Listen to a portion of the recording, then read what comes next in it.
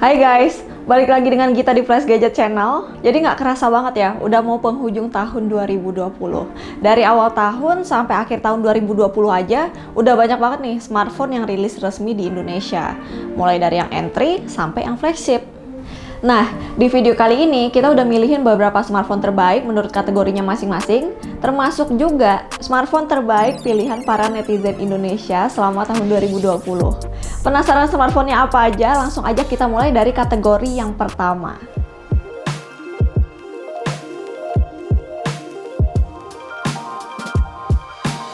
Kami memilih Redmi 9 ini sebagai the best entry level smartphone.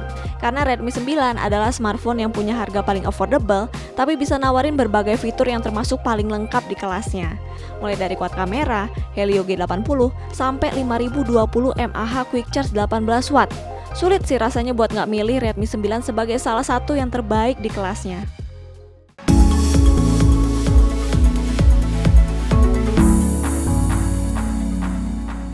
Salah satu HP yang bikin heboh dunia gadget khususnya smartphone di akhir tahun ini. Karena selain harganya yang terlalu murah jika dibandingkan dengan fitur dan spek yang ditawarkan. HP 3 jutaan mana yang ngasih chipset sekelas Snapdragon 732G dan refresh rate layar hingga 120Hz. Belum lagi kualitas kameranya yang bagus banget. Sampai-sampai nih istilah goib yang sejak setahun terakhir nggak pernah terdengar, akhirnya muncul lagi gara-gara HP yang satu ini.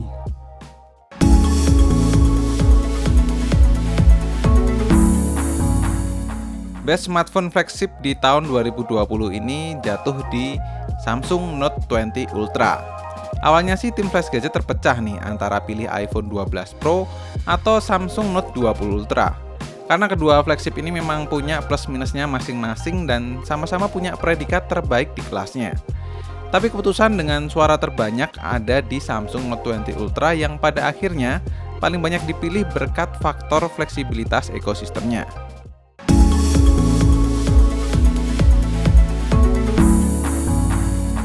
Bukan hal mudah memilih kategori yang satu ini, karena faktor selera setiap pengguna yang berbeda-beda satu sama lain.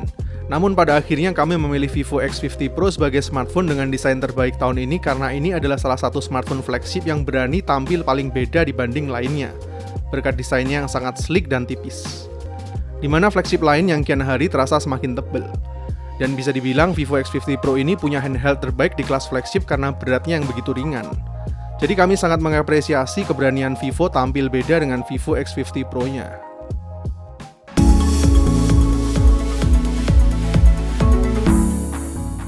Kami memilih Asus ROG Phone 3 karena smartphone ini secara spesifik didesain sebagai gaming smartphone. Baik dari performa sampai kapasitas baterai yang jumbo. Bahkan tampilan desain smartphone-nya yang juga gaming banget. Asus ROG Phone 3 juga didukung aksesoris tambahan yang membuat pengalaman bermain game jadi lebih maksimal. Sampai saat ini sulit rasanya buat nyari yang lebih baik dari Asus ROG Phone 3 sebagai gaming smartphone terbaik.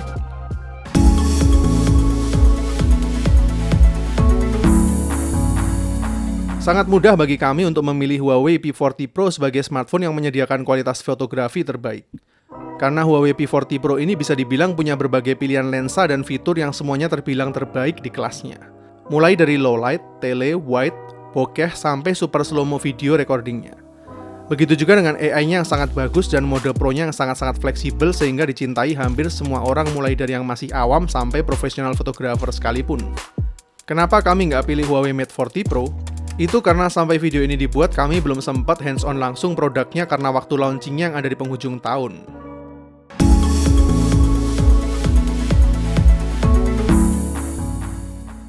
Mungkin Vivo V20 ini memang bukan satu-satunya smartphone yang punya kualitas selfie kamera terbaik kalau dibandingin dengan para flagship. Tapi kami memilih Vivo V20 berdasarkan kelengkapan fitur dan fleksibilitas selfie kameranya. Pertama, punya AI yang bagus banget buat nanganin backlight, dimana kadang kamera selfie sekelas flagship pun belum tentu bisa nanganin backlight sebaik ini. Terus, V20 ini juga punya fitur eye autofocus ala kamera mirrorless gitu. Intinya sih, Vivo V20 ini memang bener-bener didesain spesialis sebagai smartphone dengan selfie kamera yang terbilang sangat baik.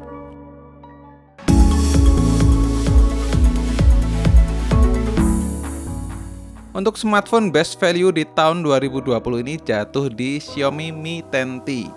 Ya, menurut kami smartphone dengan best value di harganya yaitu Mi 10T.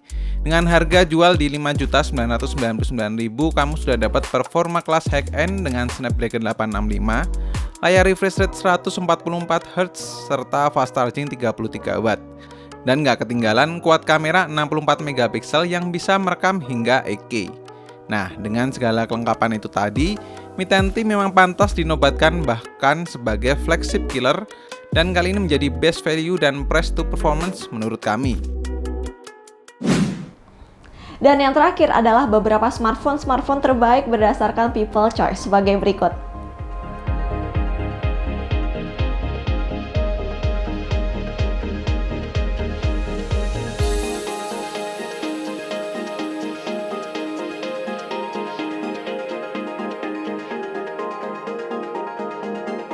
Dan satu smartphone terbaik 2020 berdasarkan People Choice adalah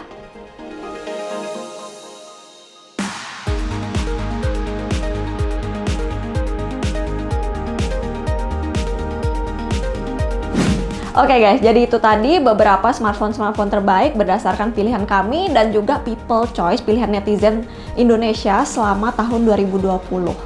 Gimana nih menurut kalian? Kalian juga bisa tulis di kolom komentar smartphone terbaik versi kalian. Langsung aja tulis ya. Satu lagi harapan kami, semoga pandemi segera berakhir dan tahun 2021 nanti bakal lebih baik lagi dan kembali normal. Oke, kalau gitu makasih banget yang udah nonton video ini sampai habis. Jangan lupa buat nyalain lonceng notifikasinya supaya nggak ketinggalan update. Dan buat semua yang nonton, selamat tahun baru dan sampai jumpa di video selanjutnya ya. Dadah!